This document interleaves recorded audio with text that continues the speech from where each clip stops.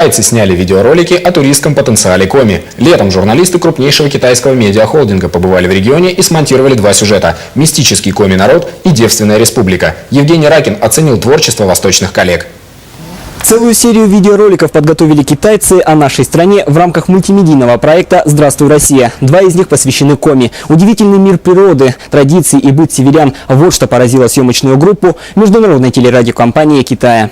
Живописная природа, национальный колорит, зеленые улицы Сыктывкара и приветливые жители. Республика глазами китайцев выглядит как-то по-особенному, непривычно для нас, но крайне притягательно. В рамках пресс-тура китайские журналисты побывали в старинных Коми-селах Усть-Вым и Уб, посетили Финно-Угорский этнокультурный парк, Институт геологии и Национальный музей. В объектив восточных коллег попали и сотрудники нашего телеканала. Этот ролик о туристском потенциале нашего края. По мнению экспертов, он огромный. Республика богата природными и этнографическими ресурсами. Насыщенный кислородом воздух, девственные леса и чистые реки. Вот что нужно для людей, уставших от суеты мегаполисов. А любители экстрима оценят таежные дебри, горы и бездорожье. Кроме того, туризм в Коми обладает высокой конкурентоспособностью. Мы очень близко к ключевым рынкам российским, в Москве, к Санкт-Петербургу. Там тот же конкурент Алтай, Алтайский край, Алтайский вообще регион в целом, он гораздо дальше. Вот они 5 лет назад начали в это направление вкладываться, начинали с того же самого, с той же позиции, как и Республика Коми.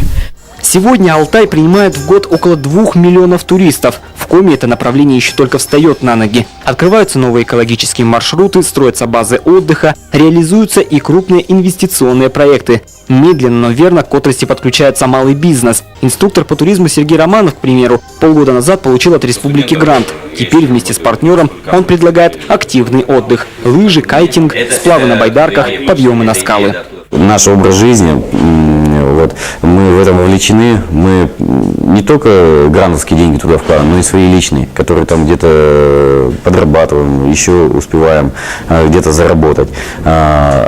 И как бы мы не жалеем нисколько, потому что нам это нравится. Впрочем, не все так гладко. Не хватает квалифицированных специалистов, не развита инфраструктура, да и правила игры для въездного турбизнеса пока не до конца понятны. Еще один серьезный барьер – слабая узнаваемость Коми в мире. Маркетинговые исследования показали, что даже в России не все могут показать республику на карте, зато о Воркуте наслышаны. Разработчикам представлен такой бренд, как «Экологическая республика Коми».